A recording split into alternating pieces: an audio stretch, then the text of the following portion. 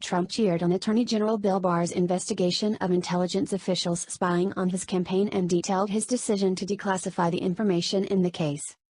While speaking to reporters as he left the White House for his trip to Japan on Friday, Trump said Barr will be in charge of the information from various agencies, which he ordered declassified on Thursday night. They'll be able to see how this hoax, how this witch hunt started, why it started. It was an attempted coup or an attempted takedown of the President of the United States, he said. He explained that Democrats continued to try to do a redo of the investigation Special Counsel Robert Mueller conducted, but that it was over. It's over. There is no redo. They lost, Trump said. Trump described the investigative effort as an attempted coup of his presidency but said he looked forward to learning the details of how it started. You'll learn a lot. I hope it's going to be nice, but perhaps it won't be, Trump said about the new investigation. He specifically needled a few reporters who expressed concern about his decision. We're exposing everything, Trump said. We're being, a word that you like, transparent. Friday on MSNBC's Andrea Mitchell reports, NBC News White House correspondent Peter Alexander argued that President Donald Trump did not understand what the definition of treason was. Thursday at a White House event, Trump said a number of people should be tried for treason, including FBI Director James Comey, ex-FBI Deputy Director Andrew McCabe, FBI Agent Peter Strzok and FBI Attorney Lisa Page. Alexander said, I focused on this issue, which is something that he has just listed repeatedly, this idea that these adversaries committed treason. Obviously, he doesn't understand the definition of treason. Disloyalty to the president, or frankly disloyalty to a then a private citizen, obviously is not treason. What struck me in that moment is when I told the president that the Constitution says that treason is punishable by death. To be fair, it's federal law that says it. The president nodded approvingly and nonetheless named all these names. President Donald Trump expressed sympathy for British Prime Minister Theresa May on Friday after she announced her plans to resign. I feel badly for Theresa, I like her very much, Trump said in response to the news. She's a good woman, she worked very hard. She's very strong. The president delivered his take on the news during his departure from the White House for a trip to Japan. The president said he looked forward to visiting with May during his planned trip to the United Kingdom on June 3 to 5. May announced she would step down on June 7. Representative Jerry Nadler, DNY, chairman of the House Judiciary Committee, appeared to nearly pass out during a press conference organized by New York City Mayor Bill de Blasio on Friday morning.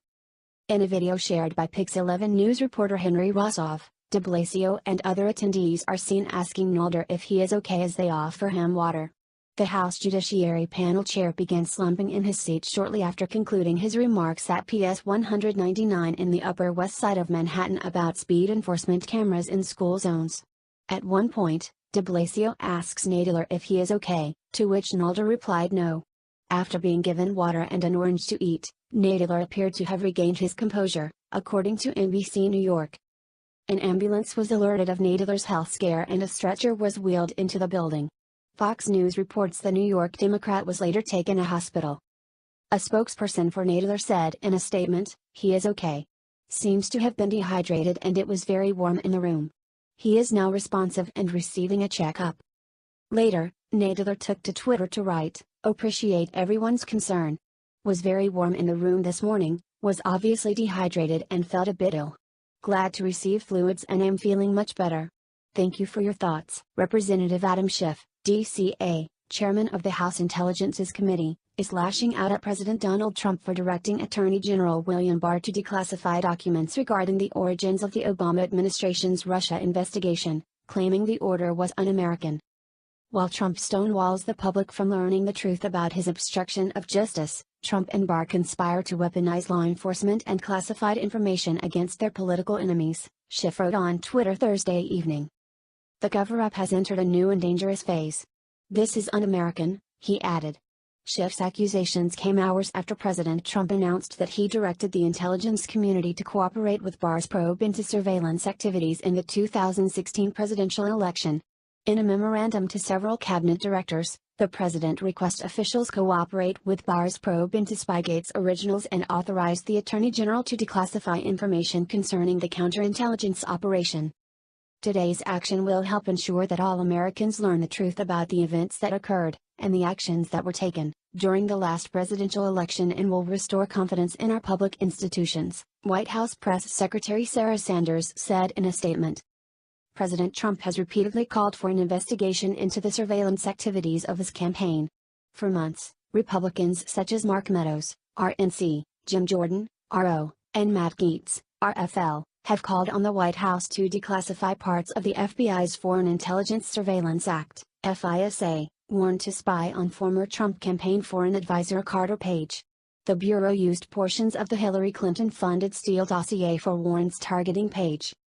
In a Monday interview with SiriusXM's Breitbart News Daily, Judicial Watch President Tom Fitton ripped the Trump-Russia collusion narrative as the big lie, and even went as far to describe it as an international effort to take at Trump. Yesterday, you had confirmation over in the United Kingdom that intelligence operation there, the UK's intelligence apparatus, also knew about the dossier, Fitton told host and Breitbart News editor-in-chief host Alex Marlow, adding, and part of that spying that took place with Stefan Halper also took place in London. The New York Times, at the end of their story, exposing that, disclosed that the UK knew about that spy operation as well. Fitton continued, you had this other agency, supposedly a friend of the United States, laundering the Steele dossier that was created as a result of FBI DNC Clinton campaign money in consultation with Russian intelligence. It's pretty incredible stuff, and it shows you that it was an international effort to take at Trump. It wasn't just based here in the United States,